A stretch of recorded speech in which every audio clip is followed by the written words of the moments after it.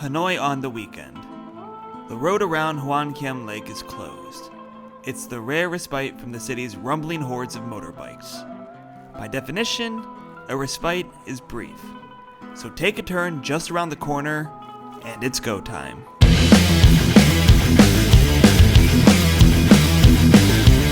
Walking around the city takes some adjustment. But you're not just walking.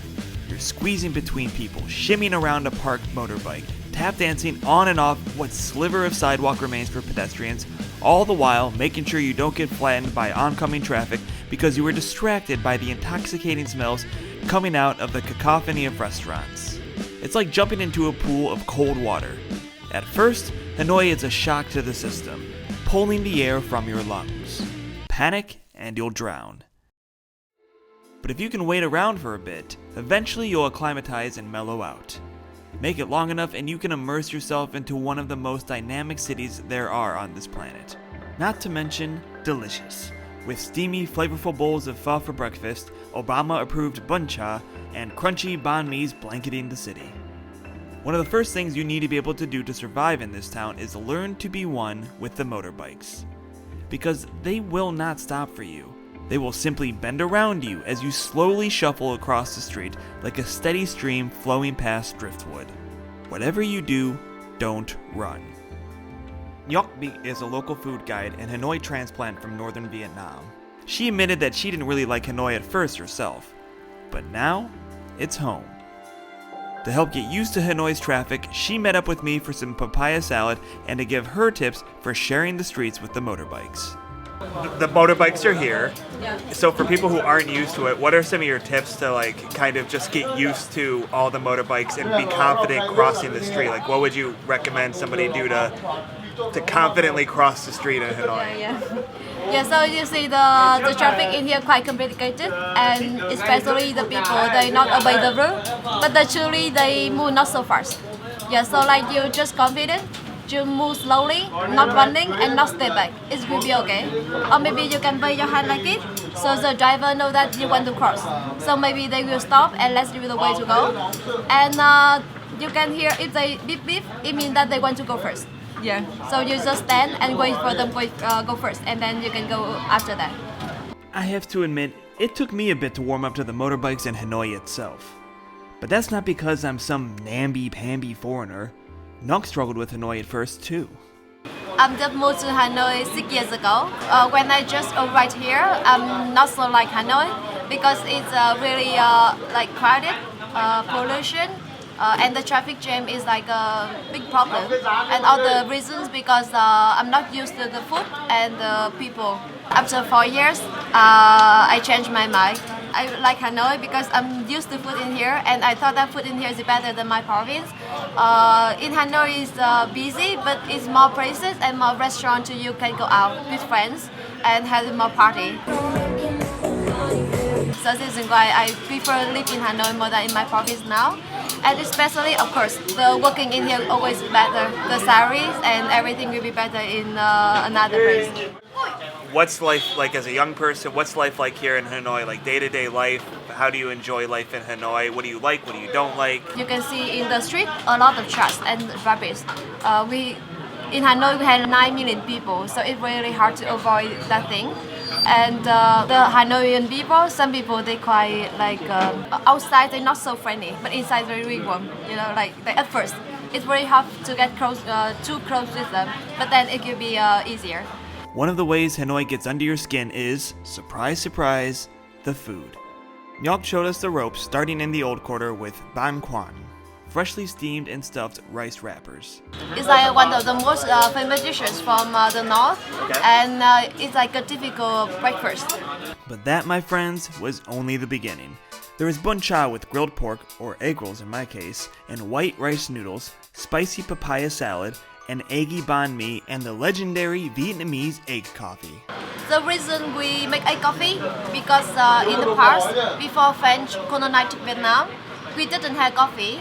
and then they brought coffee to Vietnam, and Vietnam now is second country export coffee in the world. But before that, like when the coffee entered to Vietnam, it's too bitter for Vietnamese people can drink it, so we want to drink the milk. But because of the hot weather, because of war, and actually before French came, we not use milk from the cow. So this is the reason why the milk really expensive. We have to use egg instead of milk to make egg cream. This is the reason why egg coffee invented from 1946. Yeah, and the first layer will be the egg cream, and it's very thick. And in the bottom will be the coffee, because the coffee heavier, so it will always lie in the bottom. So to try the egg cream the right way, you have to mix this, because you have to feel the taste of coffee in the egg cream. And after that, you stir it until you feel the coffee in the bottom, combined with the egg cream, so it will make the balance. Yeah, because egg cream is really sweet. It's like almost like condensed milk, and coffee, Vietnamese coffee, really bitter and strong in the bottom. So you need to drink both of that. You can mix together, but not so much, because the bubble will coming and the egg cream is not so good anymore. It seems like there are a lot of really small restaurants here, and all of the families are there. Do people not cook at home, and do people mostly eat out? You see a lot of the restaurant in the area, but mostly young people. And usually, like if you have the family, when you have the kids, mostly everyone cook at home. Just only in the weekend, people go out to eat more. But like a snack time, and at home we still eat rice. And I think we still prefer cook at home more than go out to eat. Yesterday, one of the dishes, or while we were out, one of the dishes was Bun Cha. That was, you said, President Obama's favorite. Can you tell me a little bit about that dish? Like Bun Cha is one of the most famous dish from Hanoi. It invented from Hanoi 100 years ago. And in 2016, the President Obama was there to visit Vietnam. And then he tried Bun Cha. This is his favorite dish. He ate 2 bowls of Bun Cha in one time. Yeah. And after that, the restaurant where he ate, the village restaurant became Bun Cha Obama. You talked yesterday about the difference between the French and the Vietnamese baguette used for the banh mi. What was the difference? So like before French colonized Vietnam, we didn't have banh mi, coffee, or beer. And then they brought at least 3 things to Vietnam. Yeah, and the difference between the Vietnamese baguette and French baguette. Because when you eat banh mi, the bread in Vietnam, you will feel a little bit lighter, sweeter, and more crunchy. Because we use 80% from wheat flour and 20% from rice flour. But in the French, they just use only 100% from wheat flour. So this will be the difference between the French baguette and Vietnamese baguette. So this is the reason why when you try the Vietnamese sandwiches in another city another city or country in the world, it never goes up in Vietnam. Yeah, because the bread. So you're saying between the French baguette and the Vietnamese one's better? Yeah, of course, yeah, because I'm Vietnamese people. So of course, with me, I will prefer the Vietnamese baguette more than French one. There you have it. Pack up your bags and baguettes, France. Vietnam will take it from here.